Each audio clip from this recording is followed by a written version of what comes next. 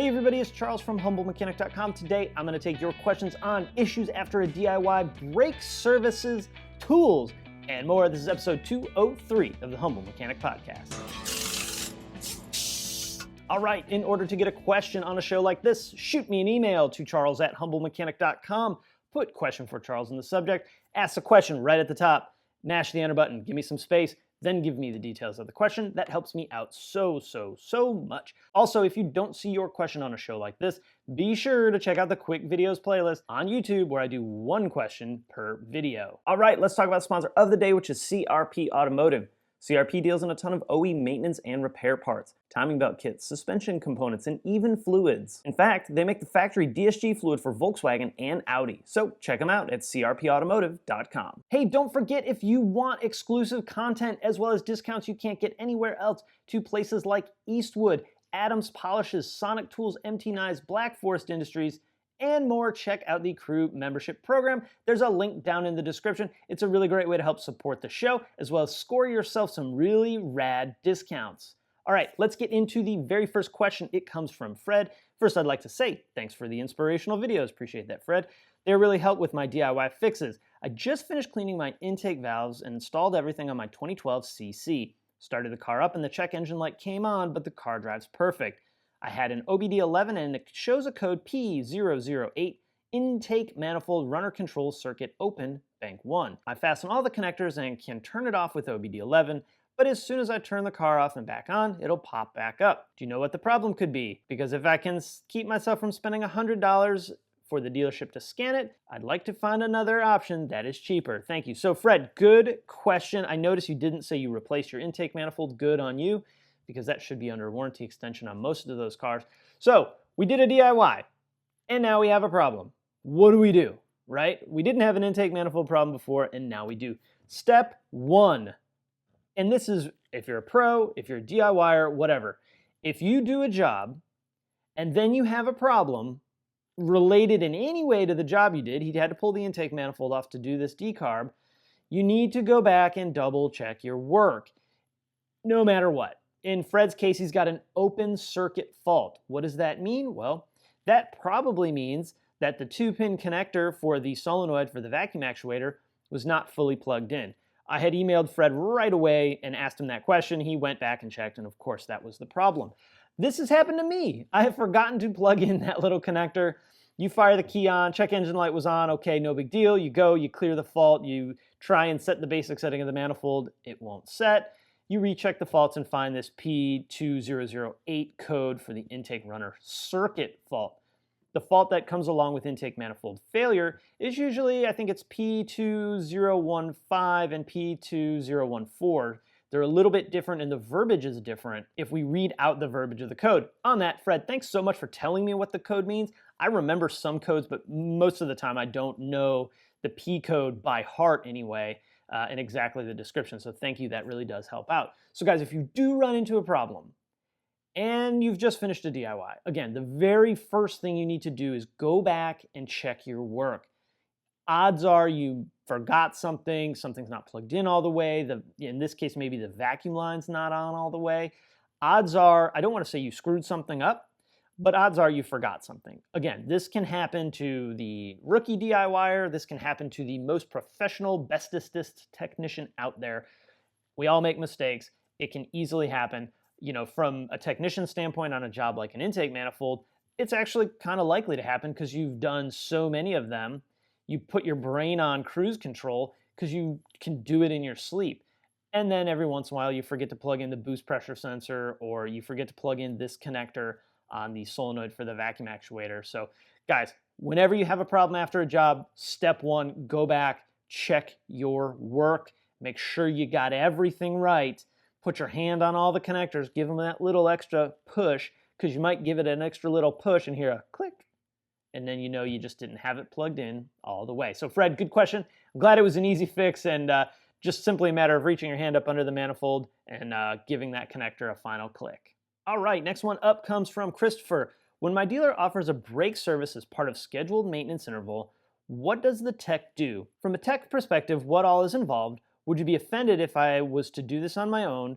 What would you want me to know? I asked my dealer what brake service involved, and the advisor told me it was an inspection. My tech said he looked at the pads for wear and lubricated the pins. As a hobbyist, this sounds like something I could do myself, and taking it a step further by rotating the inner and outer pads and flushing the lines to clean the brake fluid. Christopher, so this can go kind of a number of different ways, right? We have a brake inspection. Typically, that's just a visual inspection. It could be wheels off, it could be wheels on. Kind of really depends on the wheels. If I can get my mirror and reach back there and look at the inner pads without taking the wheel off, I don't have too much heartburn over that. Typically, that brake inspection visually, where we're just looking at the pads, we're looking at the rotors, we're looking at the lines and the fluid, most of the time you don't pay for that. That's either included with a service or something like that, or a lot of times that's a promotion that shops will use to get you in the door to look at your brakes, to try and sell you brakes. Not in a bad way, right? There's a lot of cars that need brakes out there, and to look over the rest of your car to generate business for themselves. Do not think that this is a malicious practice. There's a lot of busted cars out there that may need some help. So this is a way for car companies and dealerships and shops to get cars in the door. I have no problem with this at all. I have a problem when they then get the car in the door and lie to the customer, but just getting them in the door, no problem. On a brake inspection, I can't imagine a technician out there for free, right, not getting paid, actually taking the brakes apart and lubricating the pins. That just doesn't make sense to me. I guess it depends on what kind of brake system this has. Maybe lubricating the pins is just hitting it with a little bit of silicone spray. I don't really know, but I'm thinking like rear calipers that are greased behind a dust boot or a grease boot. Nobody's taking that off for free unless they're almost positive they're going to be able to sell you a brake job. That's 15, 20 minutes that most technicians aren't going to spend to simply lubricate your brakes and send you on down the road. Now, would I be offended by whatever? No, right? If you want to do it yourself, that's fine. My job is to make sure you're aware of the conditions of your brakes during a brake inspection. If you say, okay, cool, thanks for looking at it, I'm going to do it myself, I'm not going to be thrilled, right? I want to do your brakes for you. That's my job is I get paid, right, to fix cars. I want to do it. Am I going to be offended? No. Am I going to be pissed? No. Am I going to be like, I wish I could have sold that brake job? Yeah. Because that's what we get paid for. So don't worry about being offended unless you're being a jerk about it. Then, yeah, I wouldn't be offended. I would just be mad at you. This is not hard. Brake jobs are not hard. I think people discount the level of importance that it is. Obviously, right? It's your brakes. Brake jobs are not hard. Taking the pads off, though, and swapping them inside to outside, I wouldn't waste your time doing it. Your brake pads, most vehicles wears the inner pad faster than the outer pad. If you're that close, then put pads on it. Pads are cheap. You can get really cheap pads for $10, $25, $30. I don't think I would put those on my car. I would get what my car is supposed to have.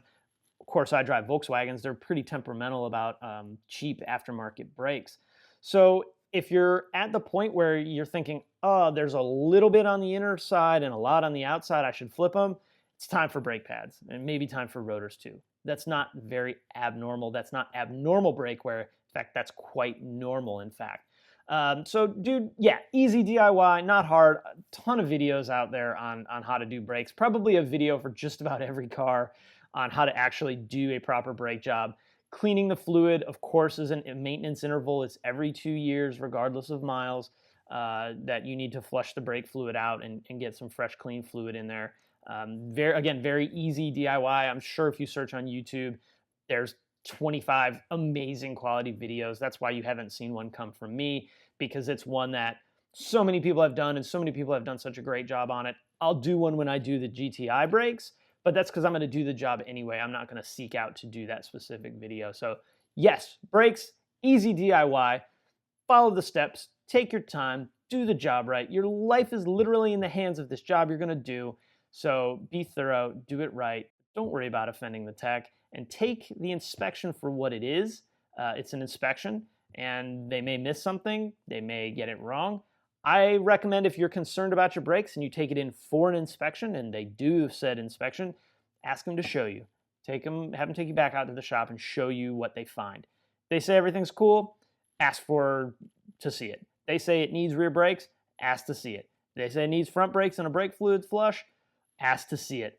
This will help you avoid, not totally, but help you avoid in a lot of ways being taken advantage of, because you've went from an ignorant customer in the minds of the shop to a customer that understands their vehicle.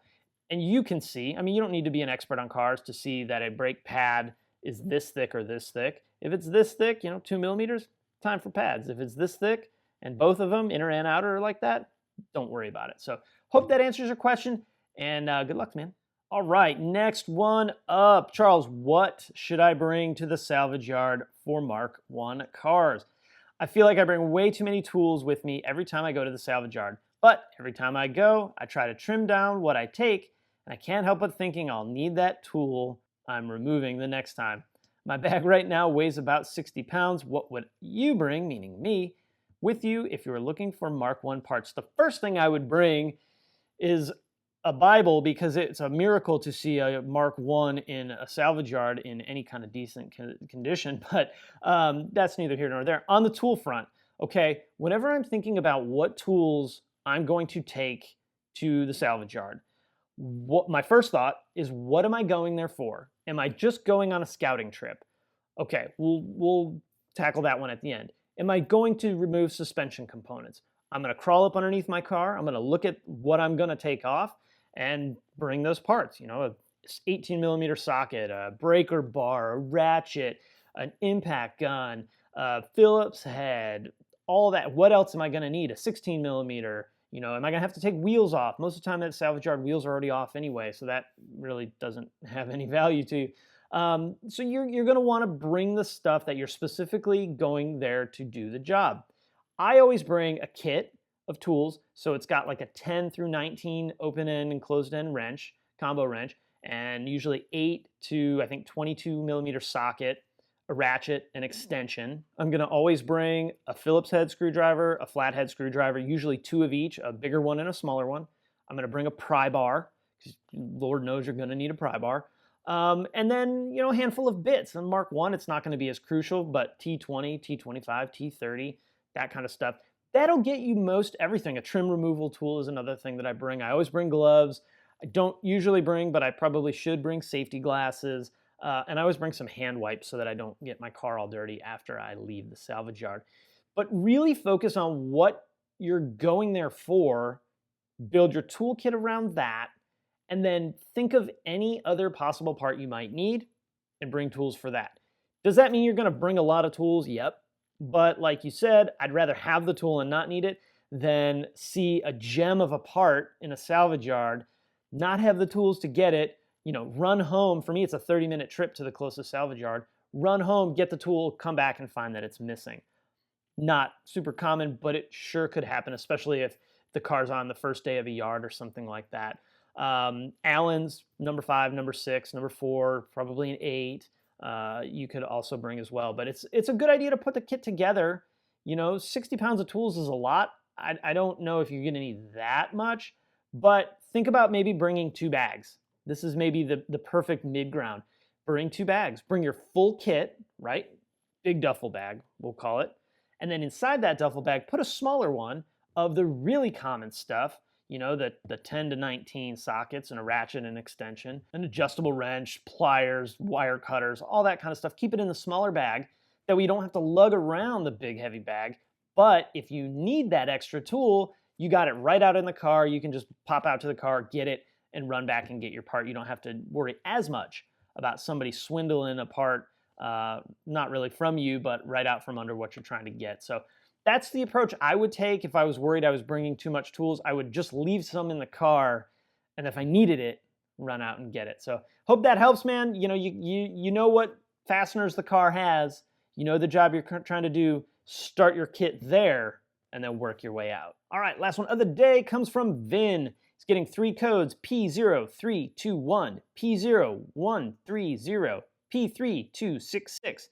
What could cause all 3 of these codes to fire? My wife's 07 GLI with an FSI and a DSG transmission. I'm experiencing a hesitation from the car at higher engine loads. It happens either going uphill or driving hard. One time the car decided it was going to shut off completely. After I came to a stop, it started right back. Other times it seems as though the transmission lets go and the RPMs bounce all over the place. Last time I had the car cut out, it was idling high around 1200 RPM. Would a bad crank sensor cause all of these issues? Maybe something else. Thanks. So the P0321 is a crank position sensor code, a G28 code. The P0130 is an oxygen sensor heater code. And then the 3266 is an oxygen sensor code. Odds are these things aren't all related to each other. I would say almost guaranteed you have a bad oxygen sensor. Rarely do you get heater faults. That's not a bad sensor. But before you put a sensor on it, you need to inspect the wiring of the O2 sensor. It's the connector in the back of the firewall right near the brake fluid reservoir. Check that wire loom, right? Make sure something's not messed up with it, because that could cause your two O2 sensor issues. That could cause the car to run poorly. Probably not shut off, but it sure could, short the wires together and kill the ECM as like a safety measure. The G28 sensor, though, is probably not going to cause a drivability concern. Typically, that just causes a no start condition or a run shut off condition. No active drivability concerns. I think like the car shutting off is a drivability concern, but nothing where like high RPM or hesitation or things like that. Typically, when you lose signal to that, car shuts off. And it's like you just roll the key back and turn the car off. It won't sputter and die usually. It's usually just dead. So how do we navigate through this? Well, this is actually really challenging to navigate through because there's so much more information that I don't know. What are your O2 sensor readings? Does the heater actually work? Have we tested that? Do we have a volt ohm meter that we can look at the resistance of the heater? We can look and see if the heater's getting power and ground.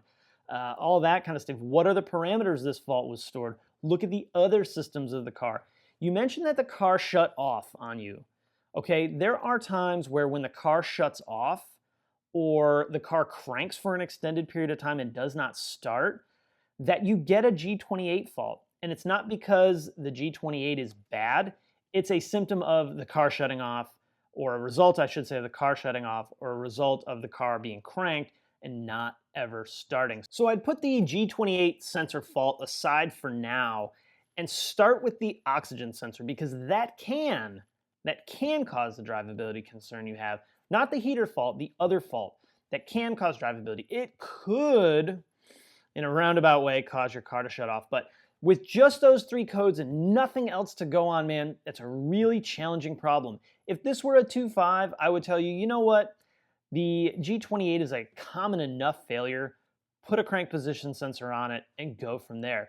But the FSI didn't have that issue nearly at the level that the 2.5 had. It's possible it could be bad. It's just not as likely or as common as it was on some of the other cars. So without this more information, without having a way to analyze the vehicle and see its behavior and really duplicate what's going on, you're going to have a really hard time figuring it out. You could, if you wanted to, inspect your wiring for your oxygen sensor, drop a new O2 sensor in it, clear the faults out, and see what happens. That's a bit of driving through the parts department, but the other side is if you don't have the capability of diagnosing it yourself, then that's a viable option. If you took it to a shop and they did, a generic diagnosis, they might tell you, hey, we need to start with the oxygen sensor. We have a known problem. Before we go way deep into a problem, let's get the things we know are having an issue fixed first, and then we can go deep if that doesn't fix it. And that's, while it feels like a cop-out in diagnosis, is actually in some cases very smart to do, because there's no point in testing a bunch of other components if you have one bad that could, even if it didn't completely cause, lend itself or be the catalyst for some of the issues. Get what you know is wrong fixed first and then move forward. So I don't have a gut feeling on this one because there's missing information that I would really like to have, but I wouldn't have too much heartburn over putting an O2 sensor in it as long as your wiring's good and kind of going from there. These O2 sensors aren't cheap, so you may want to even consider taking it in and getting it properly diagnosed. But those three faults being related, caused by one thing, not a very likely scenario. The O2 could be causing the G28 fault. I think more likely than the G28 fault causing the other issues. again, 2.5, I might flip my thinking around, but without knowing more details about the codes and analyzing what the O2 sensors are doing, you can have a real hard time pinpointing an exact failure and getting it fixed right the first time. All right, guys, I'm gonna wrap it up there. Questions, comments, you know what to do. Hey, if you like this video, give it a thumbs up. Always appreciate that. Don't forget to subscribe right here on YouTube and ding the notification bell, and over on the blog at humblemechanic.com. If you want exclusive content, videos, and discounts that you can't get nowhere else, as well as access to the VW Audi training manuals from the classes that we teach, check out the Crew Membership Program. It's built so that you get your money back if you use the discounts to places like Eurowise, Adams Polishes, MT Knives, Sonic Tools, Petrol Box, I feel like I could go on for days, and more. Hit the link and check it out. Those training manuals, by the way, $355 a pop to attend the class. You get that as a download for free, so just heads up. You can also support the show if you like the work I do and it helps you out. You get some value over on Patreon, as well as using my Amazon link. Links to both of those down in the description. If you're a social media-er, follow me on Facebook, Twitter, Instagram, and of course Snapchat. All right, guys, hey, thanks so much for watching, and I'll see you next time.